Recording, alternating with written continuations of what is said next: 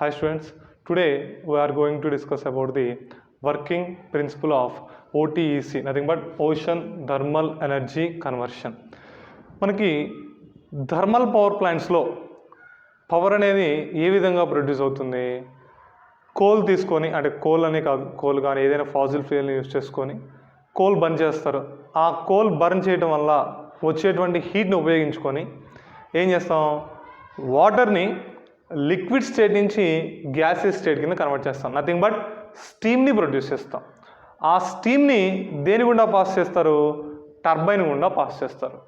ఆ టర్బైన్ అనేది దేనికి కనెక్ట్ అయి ఉంటుంది? జనరేటర్కి కనెక్ట్ అయి ఉంటుంది. అంటే ఎవాపరేటర్లో లిక్విడ్ నథింగ్ బట్ వాటర్ అనేది స్టీమ్ కింద కన్వర్ట్ అవుతుంది. ఆ కన్వర్ట్ అయినటువంటి స్టీమ్ని తీసుకువెళ్ళి టర్బైన్ గుండా పాస్ చేస్తాం. అప్పుడు టర్బైన్ అనేది రొటేట్ అవుతుంది. ఆ రొటేట్ అవుతున్నటువంటి టర్బైన్ అనేది జనరేటర్కి కనెక్ట్ అయి ఉండటం వల్ల మనకి ఎలక్ట్రోమాగ్నెటిక్ ఇండక్షన్ ప్రిన్సిపల్ ప్రకారం ఎలక్ట్రికల్ ఎనర్జీ అనేది ప్రొడ్యూస్ అవుతుంది. అయితే ఈ టర్బైన్ గుండా పాస్ అయినటువంటి స్టీమ్ అనేది మళ్ళీ ఏం చేస్తాం? లిక్విడ్ కింద మారుస్తాం. కోల్డ్ వాటర్ ఉపయోగించుకొని ఆ స్టీమ్ అండ్ అది మరి గ్యాసెస్ స్టేట్లో ఉన్నటువంటి వాటర్ని మళ్ళీ లిక్విడ్ స్టేట్లోకి మారుస్తాం. ఆ లిక్విడ్ స్టేట్లో ఉన్నటువంటి వాటర్ని మళ్ళీ ఏం చేస్తాం? ఎవాపరేట్ చేస్తాం. మళ్ళీ టర్బైన్ గుండా పాస్ చేస్తాం. మళ్ళీ కండెన్స్ చేస్తాం. అంటే ఈ విధంగా వాటర్ని ఏం చేస్తాం? లిక్విడ్ స్టేట్ నుంచి గ్యాసెస్ స్టేట్కి, గ్యాసెస్ స్టేట్ నుంచి లిక్విడ్ స్టేట్కి ఇలా కన్వర్ట్ చేస్తూ టర్బైన్ రొటేట్ చేసి మనం పవర్ని ప్రొడ్యూస్ చేయడం అనేది జరుగుతుంది. ఎక్కడ? థర్మల్ పవర్ ప్లాంట్లో. ఇక్కడ ocean thermal energy conversion system ఓటెక్లో కూడా అదే విధంగా చేస్తాం. అయితే ఇక్కడ మనం వాటరే వాడాల్సినటువంటి అవసరం లేదు, వేరే ఫ్లూయిడ్స్ కూడా వాడచ్చు. ఓకే, సరే, వేరే ఫ్లూయిడ్స్ ఏం వాడతాం ఏంటి అనేది తర్వాత చూద్దాం. సరే, ప్రిన్సిపల్ అసలు ఏ విధంగా మనం ఎవాపరేషన్ కండెన్సేషన్ అనేది చేయాలి, ఇక్కడ ఏ ఇన్స్ట్రుమెంట్స్ అనేవి మనం వాడాల్సి ఉంటుంది, వాటి గురించి డిస్కస్ చేసుకుందాం. ఫస్ట్ ఫర్ ఎగ్జాంపుల్ ఇది ఓషన్ సర్ఫేస్ అనుకోండి, వాటర్ లేయర్ ఈ విధంగా ఉన్నాయి అనుకుందాం.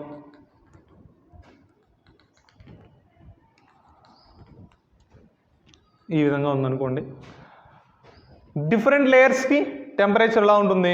డిఫరెంట్గా ఉంటుంది. అంటే టాప్ సర్ఫేస్లో టెంపరేచర్ ఒక విధంగా ఉంటుంది, బాటమ్ సర్ఫేస్లో టెంపరేచర్ అనేది ఇంకో విధంగా ఉంటుంది.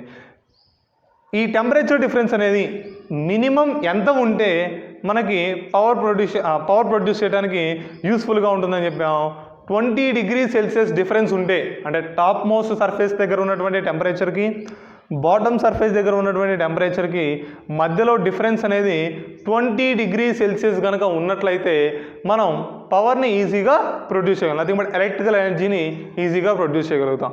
అందుకోసం నేనేం తీసుకుంటానంటే, ఫర్ ఎగ్జాంపుల్ ఈ సర్ఫేస్ దగ్గర ఆర్డినరీ రూమ్ టెంపరేచర్ ఉందనుకోండి. ఆర్డినరీ రూమ్ టెంపరేచర్ ఎంత?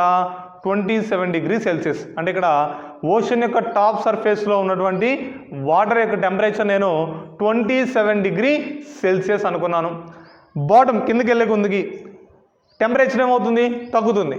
ఈ బాటంలో ఉన్నటువంటి లిక్విడ్కి టెంపరేచర్ ఎంత అనుకుందాం? 4 degrees Celsius అనుకుందాం. ఎంత తీసుకుంటున్నాను? 4 degrees Celsius. అంటే మ్యాక్సిమం డెన్సిటీ వాటర్కి ఇక్కడే ఉండేది. అందుకని ఈ బాటమ్ సర్ఫేస్లో ఉన్నటువంటి వాటర్ యొక్క టెంపరేచర్ ఎంత అనుకున్నాను? నేను 4 degrees Celsius అనుకున్నా. ఇప్పుడు మనం ఈ టెంపరేచర్ డిఫరెన్స్ని ఉపయోగించుకొని ఎలక్ట్రిసిటీని ప్రొడ్యూస్ చేయాలి. సరే, ఎలా అనేది చూడండి. ఫస్ట్ మనం ఏం చేస్తాము అంటే, ఒక పంప్ ద్వారా, ఇది పంప్ అనుకోండి, ఒక పంప్ని యూస్ చేసుకొని టాప్ సర్ఫేస్లో ఉన్నటువంటి hot water, nothing but warm water, గోరువెచ్చగా ఉంటాయి కాబట్టి వామ్ వాటర్ అంటాం. ఈ వామ్ వాటర్ని ఎవాపరేటర్ ఛాంబర్లోకి తీసుకెళ్తాం. ఏంటిది? ఇది ఎవాపరేటర్.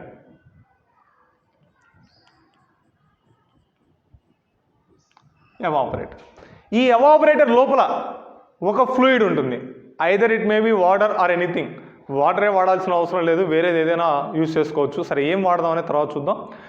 ఇందులో ఈ ఎవాపరేటర్లో మనం తీసుకున్నటువంటి లిక్విడ్ అనేది ఏమవుతుంది? లిక్విడ్ స్టేట్ నుంచి గ్యాసెస్ స్టేట్లోకి వెళ్తుంది. ఇక్కడ పేరులోనే ఉంది ఎవాపరేటర్. ఎవాపరైజేషన్ అంటే ఏంటి?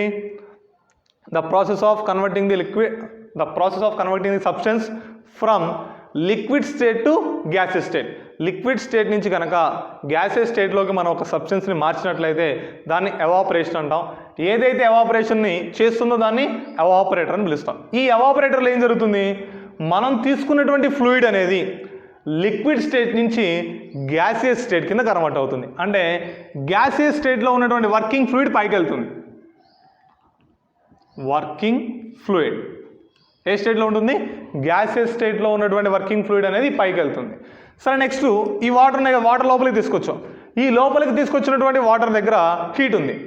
ఆ హీట్ని వర్కింగ్ ఫ్లూయిడ్ అనేది అబ్జార్బ్ చేసుకొని ఏమైంది? లిక్విడ్ స్టేట్ నుంచి గ్యాసియస్ స్టేట్ కింద కన్వర్ట్ అవ్వడం జరిగింది. అయితే ఇప్పుడు ఈ వాటర్ని ఇంకా అక్కడ అలానే ఉంచాం. ఏం చేయాలి? కంటిన్యూస్గా రొటేట్ చేస్తుండాలి. ఎందుకని? దీన్ని తీసుకుంది 27 డిగ్రీ సెల్సియస్ దగ్గర. దీని దగ్గర ఉన్నటువంటి కొంత హీట్ని ఆల్రెడీ ఆ వర్కింగ్ ఫ్లూయిడ్కి ఇచ్చేసింది. అప్పుడు ఆటోమేటిక్గా దీని టెంపరేచర్ ఏమైంది? తగ్గుతుంది. దీని టెంపరేచర్ తగ్గుతుంది కాబట్టి వీటిని ఏం చేయాలి? మనం బయటికి తీసుకెళ్ళాలి. ఇదిగోండి, బయటికి తీసుకొచ్చేస్తాం. బయటికి తీసుకొచ్చి ఈ వాటర్ యొక్క సర్ఫేస్ మీద ఇలా వదిలేస్తాం. డైరెక్ట్గా వదిలేయకూడదు. ఎందుకని? మనం టాప్ సర్ఫేస్ నుంచి లిక్విడ్ తీసుకుంటున్నాం.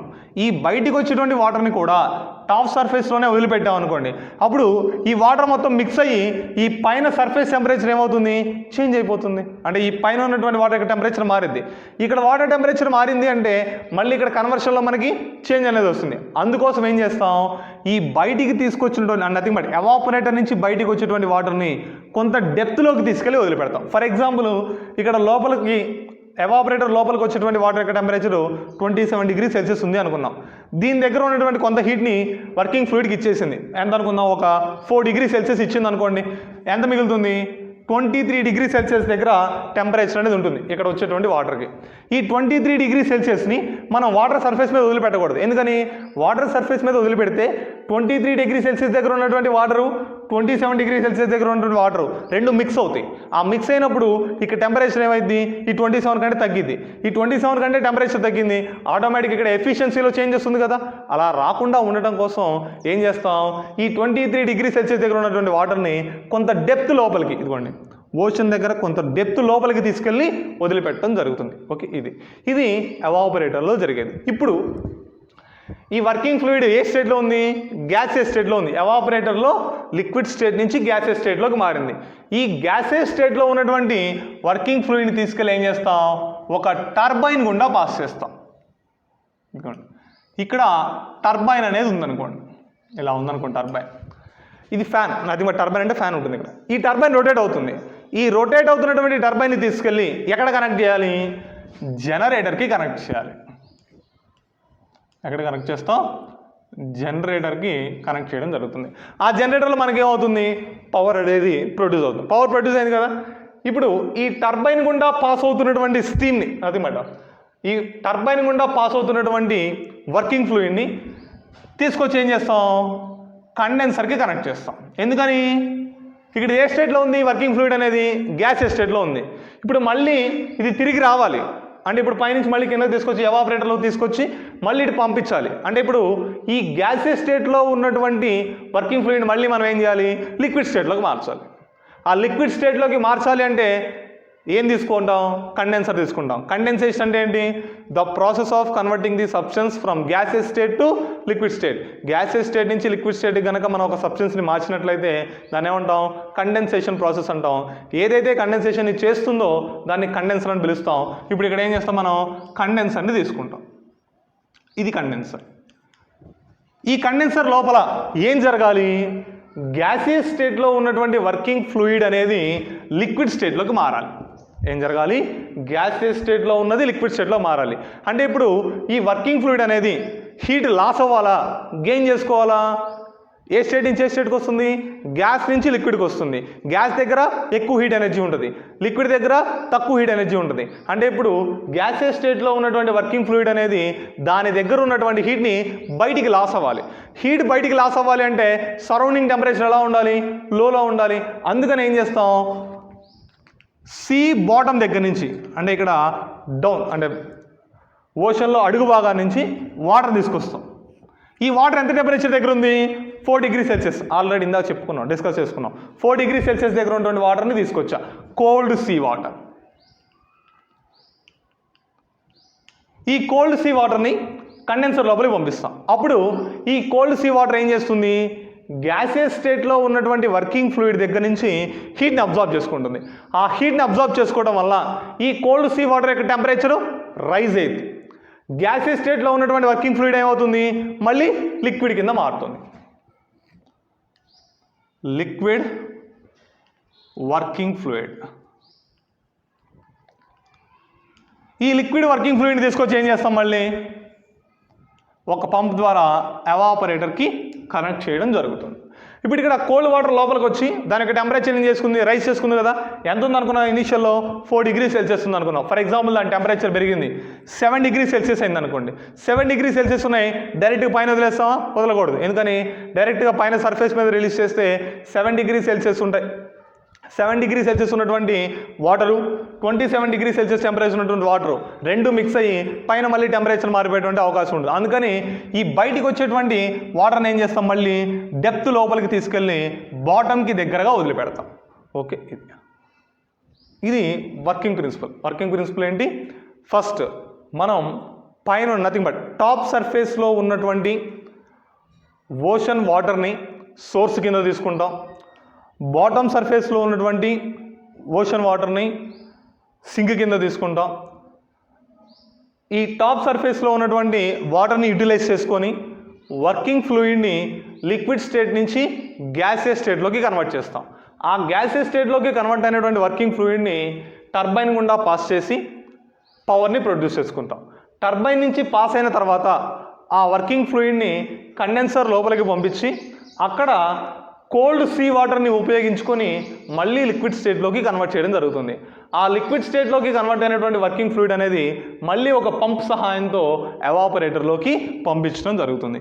ఈ విధంగా మనం ఏం చేస్తాం, పవర్ని ప్రొడ్యూస్ చేస్తాం. ఇక్కడ మొత్తం థర్మల్ ఎనర్జీ ఎక్కడి నుంచి వస్తుంది అంటే మనకు కావాల్సినటువంటి హీట్ అనేది ఎక్కడి నుంచి వస్తుంది, ఓషన్ నుంచి వస్తుంది. అందుకనే దీన్ని ఏమన్నాం, ఓషన్ థర్మల్ ఎనర్జీ కన్వర్షన్ పిలిచాం. ఇక్కడ ఉన్నటువంటి థర్మల్ ఎనర్జీ కాస్త ఎలా మారింది, ఎలక్ట్రికల్ ఎనర్జీ కింద మారింది. ఓకే, ఇది వర్కింగ్ ప్రిన్సిపల్. అయితే ఇందులో ఎఫిషియన్సీ అనేది ఎంత ఉండేటువంటి అవకాశం ఉంటుంది.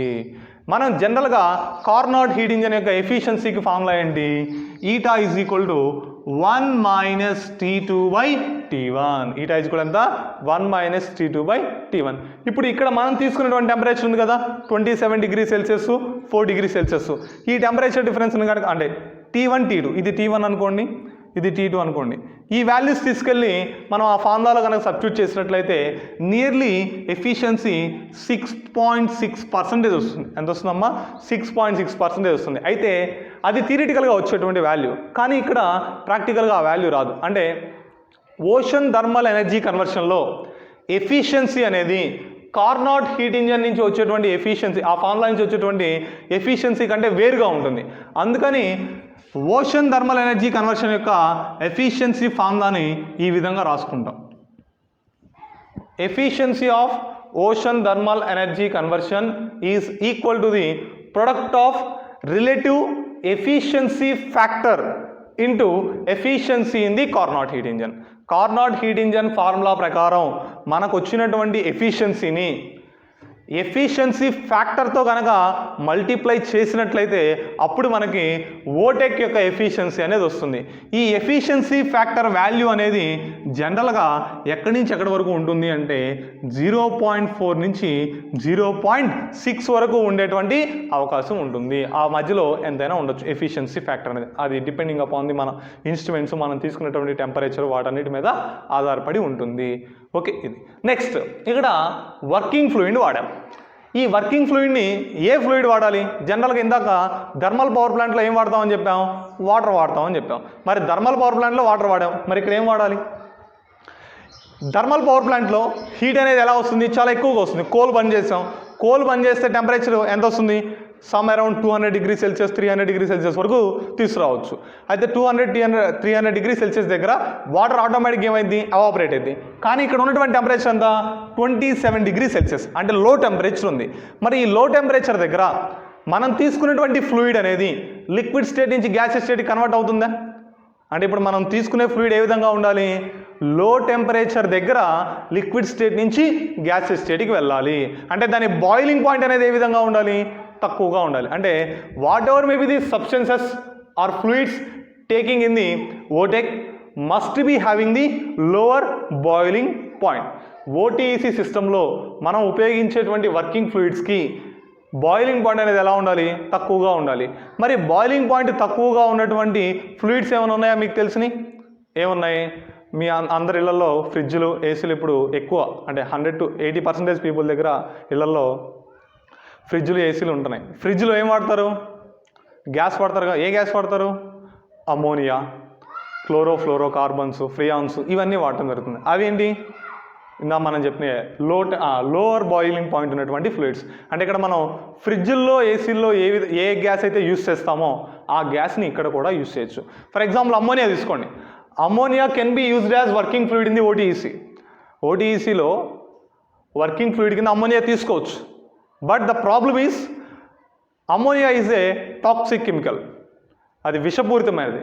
And it also has a highly flammable. అది మండే స్వభావం కూడా దానికి ఎలా ఉంటుంది? ఎక్కువగా ఉంటుంది. అమ్మోనియా వాడచ్చు, కాకపోతే అది ఎక్కువ పాయిజనస్ గ్యాస్, అదేవిధంగా హైలీ ఫ్లేమబుల్, వెంటనే అది బర్న్ అయ్యేటువంటి అవకాశం ఉంటుంది. అందుకని ఎక్కువగా అది యూస్ చేయరు. మరి అమ్మోనియా కాకుండా ఇంకా వేరేది ఏమి యూస్ చేయొచ్చు? క్లోరోఫ్లోరోకార్బన్స్, ఫ్లోరోకార్బన్స్, ఇవి కూడా యూస్ చేయొచ్చు. దేంతో పోలిస్తే? అమ్మోనియాతో పోలిస్తే ఇవి బెటర్. దేనికోసం? ఈ ఫ్లోరోకార్బన్స్, క్లోరోఫ్లోరోకార్బన్స్ అనేవి నాన్ టాక్సిక్, అంటే ఇది విషపూరితమైనటువంటిది కాదు. అదేవిధంగా నాన్ ఫ్లేమబుల్ కూడా, అంటే మండే స్వభావం కూడా ఎలా ఉంటుంది? తక్కువగా ఉంటుంది.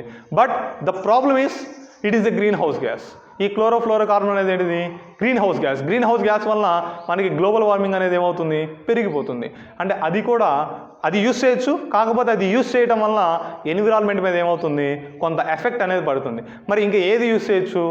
వాటర్ని యూస్ చేయొచ్చు. ఇక్కడ వాటర్ని కూడా వర్కింగ్ ఫ్లూయిడ్ కింద ఇక్కడ వాడచ్చు.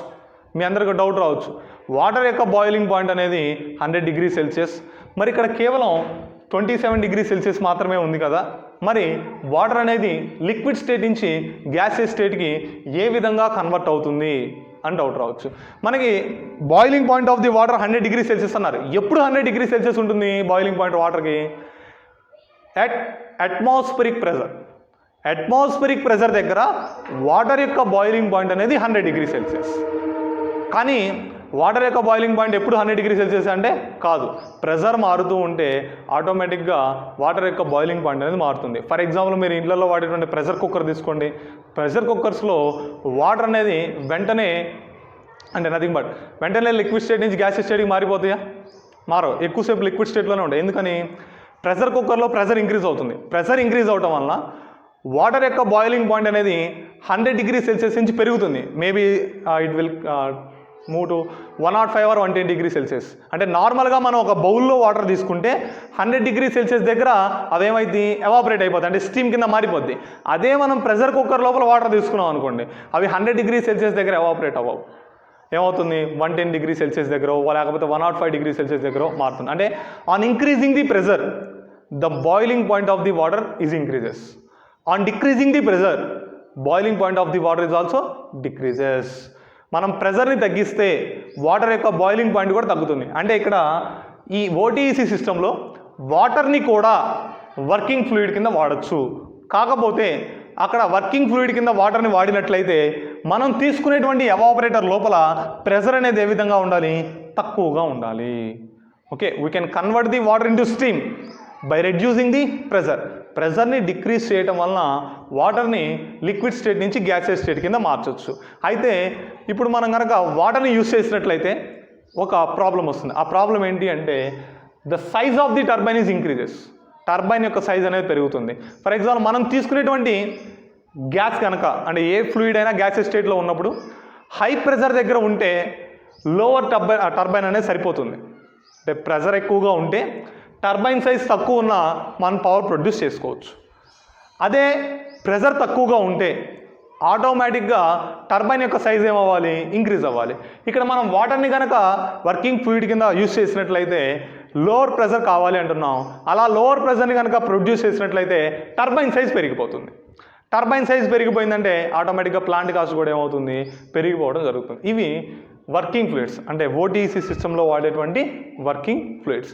అయితే ఇక్కడ ప్రొడక్షన్ కాస్ట్ ఏ విధంగా ఉంటుంది? ఫర్ ఎగ్జాంపుల్ మనం ఫాసిల్ ఫ్యూల్స్ ద్వారా పవర్ ప్రొడ్యూస్ చేస్తాం. ఫాసిల్ ఫ్యూల్స్ అంటే కోలు, పెట్రోలు, డీజిల్. వీటి ద్వారా కనుక మనం పవర్ ప్రొడ్యూస్ చేసినట్లయితే మనకి యూనిట్ కన్జంప్షన్ ఎనర్జీ ఎంత ఉంటుంది, చాలా తక్కువలో వచ్చేస్తుంది. ఫర్ ఎగ్జాంపుల్ మనం ఇప్పుడు హౌస్ హోల్డ్లో వాడుతున్నాం. హౌస్ హోల్డ్లో వాడేటువంటి పవర్ బిల్ ఎంత ఉంటుంది, ఒక యూనిట్కి వచ్చేసరికి యూనిట్ బేస్ని బట్టి ఉంటుంది. 100 యూనిట్స్ వరకు ఒక కాస్ట్ ఉంటుంది, 200 వరకు ఒకటి ఉంటుంది, 300 ఒకటి. మ్యాక్సిమం ఎంత ఉంది, 5 రూపీస్ 6 రూపీస్ ఉంది. అదేవిధంగా ఇండస్ట్రీస్కి వస్తే అక్కడికి వచ్చేసరికి ఒక యూనిట్ వచ్చేసరికి 11 to 12 రూపీస్ వరకు ఉంటుంది. మహా అయితే ఒక 15 రూపాయల వరకు ఉంటుంది ఇది ఒక యూనిట్ వచ్చేసరికి. మరి ఇక్కడ ఓటీఈసీ సిస్టమ్ ద్వారా మనం ప్రొడ్యూస్ చేసినటువంటి పవర్ని బయట మార్కెట్లో కనుక మనం మార్కెట్లో కనుక మనం అమ్మాలి అంటే ఆ కాస్ట్ ఎలా ఉంటుంది అంటే, ఫాసిల్ ఫ్యూయల్తో వచ్చేటువంటి ఎలక్ట్రికల్ ఎనర్జీ యొక్క కాస్ట్ ఎంతైతే ఉందో దానికంటే ఎక్కువే ఉంటుంది. అంటే ఇక్కడికి వచ్చేసరికి యూనిట్, ఫర్ ఎగ్జాంపుల్ హౌస్ హోల్డ్లో తీసుకోండి, మనం 5 రూపీస్ పెట్టి పర్చేజ్ చేస్తున్నాం అనుకోండి కరెంట్ ఇక్కడ, ఇప్పుడు ఫాసిల్ ఫ్యూయల్స్ ద్వారా. ఈ ఓటీఈసీ సిస్టమ్ ద్వారా వచ్చేటువంటి పవర్ని కనుక అదే 5 రూపీస్కి మనం సెల్ చేస్తే లాస్ వస్తుంది. అంటే పవర్ కాస్ట్ అనేది, అంటే నథింగ్ బట్ యూనిట్ కాస్ట్ అనేది ఏమవుతుంది, పెరిగిపోతుంది. ఈ యూనిట్ కాస్ట్ని పెరుగుతూ ఉంటుంది. మరి దాన్ని తగ్గించుకోవాలి. మనకి పవర్ ప్రొడక్షన్లో కాస్ట్ పెరిగిపోయింది అనుకో, అది కూడా ఒక బర్డెనే కదా, మరి దాన్ని ఎవరు మళ్ళీ కొనరు. మరి అంటే ఆటోమేటిక్గా యూనిట్ కాస్ట్ ఏమవ్వాలి, తగ్గించాలి. మరి ఆ యూనిట్ కాస్ట్ తగ్గించాలి అంటే మరి ఏ విధంగా ఆ యూనిట్ కాస్ట్ని తగ్గిస్తారు? ఏ విధంగా ఆ యూనిట్ కాస్ట్ తగ్గిస్తారు అంటే by producing sum by products. అంటే కేవలం పవర్ మాత్రమే కాకుండా వేరేవి కూడా ప్రొడ్యూస్ చేసి ఆ పవర్ యొక్క కాస్ట్ని తగ్గిస్తారు. ఫర్ ఎగ్జాంపుల్ ఇక్కడే ఉంది, వాటర్ని వర్కింగ్ ఫ్లూయిడ్ కింద వాడామనుకోండి. వర్కింగ్ ఫ్లూయిడ్ కింద వాటర్ వాడితే ఇక్కడ ఎవాపరేట్ అయినటువంటి స్టీమ్లో ఓన్లీ వాటర్ మాలిక్యూల్సేగా ఉండేది. వాటిని వరకు కండెన్స్ చేసి దాన్ని మనం బయటికి తీసేసుకొని డీశాలినేషన్ వాటర్ కింద మార్చుకోవచ్చు. అంటే ప్యూర్ H2O దీని నుంచి ప్రొడ్యూస్ చేయొచ్చు. అదేవిధంగా హైడ్రోజన్ని ప్రొడ్యూస్ చేయొచ్చు, అదేవిధంగా ఆక్సిజన్ని ప్రొడ్యూస్ చేయొచ్చు, అమ్మోనియాని కూడా ప్రొడ్యూస్ చేయొచ్చు. అంటే ఓన్లీ పవర్ మాత్రమే ప్రొడ్యూస్ చేయకుండా వేరే బై ప్రొడక్ట్స్, వేరే కెమికల్స్ని కూడా ఈ ఓటీఈసీ సిస్టంలో ప్రొడ్యూస్ చేసుకొని రెండింటినీ కలిపి మనం కనుక సెల్ చేసినట్లయితే మనకి అప్పుడు ఆటోమేటిక్గా పవర్ ప్రొడక్షన్ కాస్ట్ అనేది తగ్గుతుంది. ఓకే, ఇది కాస్ట్కి సంబంధించి. What are the advantages of the OTEC system? OTEC యొక్క అడ్వాంటేజ్ ఏంటి అంటే it is clean and renewable energy source.